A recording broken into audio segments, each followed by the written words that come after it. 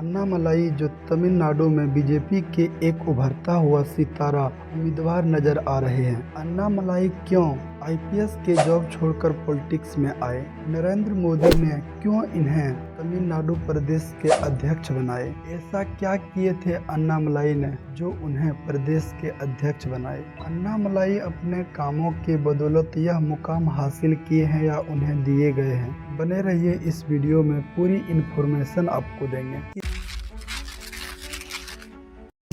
ये अन्नामलाई 2011 के बैच से निकले हुए आईपीएस अधिकारी हैं जिन्होंने हार्ड वर्क करके यह मुकाम हासिल किए। के अन्नामलाई ने दुनिया के टफेस्ट एग्जाम यूपीएससी को क्रैक करके आईपीएस के पद पर विराजमान हुए। अगर हम के अन्नामलाई के एजुकेशन के बात करें तो अन्नामलाई ने कोयम्बटूर से इंजीनियरिंग की और आगे की पढ़ाई करने के लिए लखनऊ पहुंचे, जहां से उसने एमबीए और आईआईएम किए। अन्नामलाई ने एक इंटरव्यू में कहा, यूपी मेरे लिए एक सदमे की तरह थी जिसे मैं चाहकर भी नहीं भुला सकती, क्योंकि वहां मैंने 5 रुपये के लिए लोगों का मर्डर करते हुए देखे हैं, जिसे देख हमारे रूह कांप उठे। तभी मैंने अपने जिंदगी के आगे के सफर के बारे में सोचा। तब मुझे सिविल सेवा छोड़कर दूसरा कोई बेस्ट ऑप्शन नहीं लगा लोगों की सेवा करने के लिए। तब अन्नामलाई ने 2011 में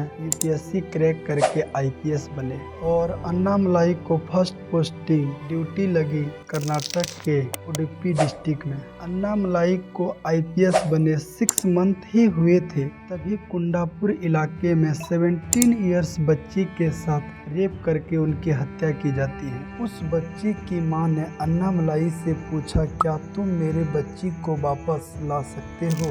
अन्नामलाई जवाब देते हुए कहा, मैं बच्ची को वापस नहीं ला सकता हूँ, लेकिन मैं यह आश्वासन जरूर देता हूँ कि मैं इस बच्ची को न्याय जरूर दिलाएंगे और ये बच्ची सभी के दिलों और दिमाग में यादें बन के रहेंगे। इस घटना ने के अन्नामलाई को पूरी तरह से चेंज कर दिया। अन्नामलाई ने उस नाबालिग लड़की जिनके साथ रेप करके हत्या कर दी थी, उसके नाम पर छात्रवृत्ति शुरू की, जिसके तहत 10,000 रुपीज की राशि दी जाती है 10 स्टैंडर्ड में टॉप करने वाले छात्र को। 27 मार्च 2015 में उडुपी पुलिस ने एक सुरक्षा ऐप लॉन्च की जिनके सूत्रधार थे के अन्नामलाई। इस ऐप की मदद से लोग अपनी प्रॉब्लम्स को, शिकायत को सीधे एसपी जी के पास भेज सकते हैं। वहां के लोगों ने इस बदलाव के लिए खूब सराहना की के अन्नामलाई का। जनरली क्या देखने को मिलते हैं कि लोग पुलिस मुख्यालय के बाहर पुलिस कर्मियों का विरोध करते हैं,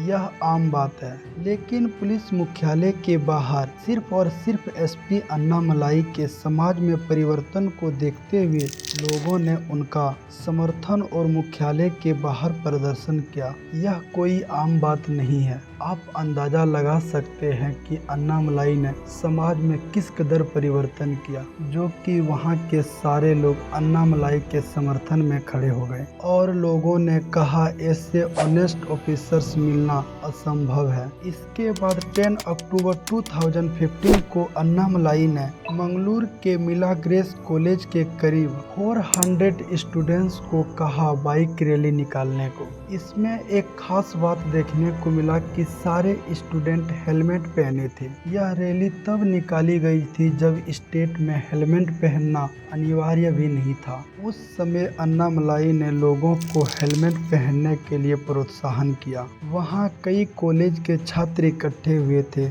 सभी से अन्नामलाई ने बातचीत की और मुलाकात की। अन्नामलाई ने कई गंभीर मुद्दे पर बात की, जैसे ड्रग्स इस्तेमाल करने के खिलाफ, ट्रैफिक और अन्य नियमों के पालन करने में, महिला सुरक्षा के लिए पुलिस तैनात करना और लोगों के प्रॉब्लम्स को सॉल्व करने के लिए एक सुरक्षा ऐप लॉन्च करना। इन्हीं सब वर्क और ऑनेस्ट को देखते हुए लोगों ने इनका नाम सिंघम रखा। अन्नामलाई उडुपी डिस्ट्रिक्ट में रहने के दौरान कुरान का अध्ययन किया था, क्योंकि वहां के कई इलाके में मुसलमानों की तादाद ज़्यादा थी और वहाँ ISIS में युवाओं की भर्ती को लेकर काफ़ी अफवाह थी। ऐसे में वहाँ के माहौल उनके समाज को बेहतर समझने के लिए अन्नामलाई ने कुरान का अध्ययन किया, जिससे उन्हें वहाँ के दंगे होने से रोकने और समुदाय के लोगों का विश्वास जीतने में काफ़ी मदद मिली। अन्नामलाई को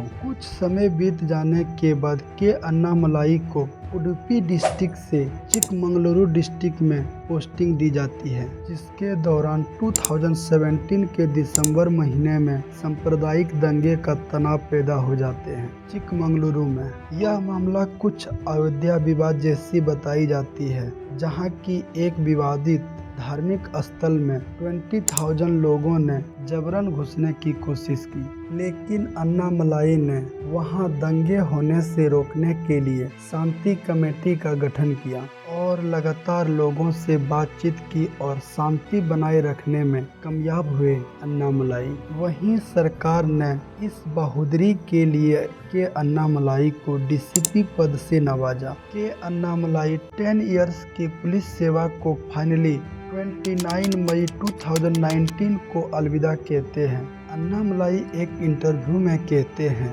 मुझे पुलिस में रहकर जितनी लोगों की सेवा करनी थी, मैंने पूरी ऑनेस्ट के साथ 110% लोगों की सेवा की और अब मैं आगे की सफ़र तय करूंगा और समाज की सेवा करूंगा।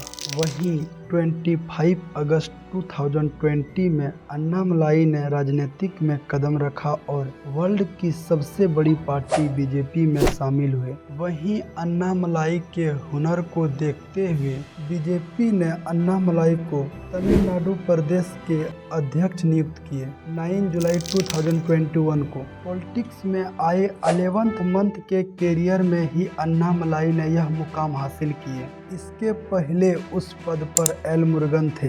अन्नामलाई महज 36 इयर्स के एज में ही यह मुकाम हासिल किए। पहले भी अन्नामलाई विधानसभा चुनाव में BJP के तरफ से लड़े थे, लेकिन उन्हें हार की सामना करनी पड़ी।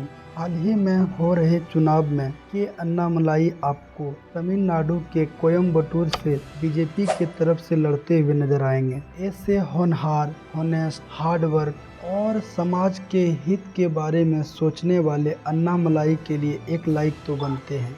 वहीं अगर ऐसे पढ़े लिखे लोग पॉलिटिक्स में आएंगे तो समाज का डेवलप होगा और वह स्टेट तेजी से डेवलप करेगा और देश की इकोनॉमी को तेजी से ऊपर ले जाएगी। कैसा लगा होनहार लीडर के अन्नामलाई के बारे में जानकर?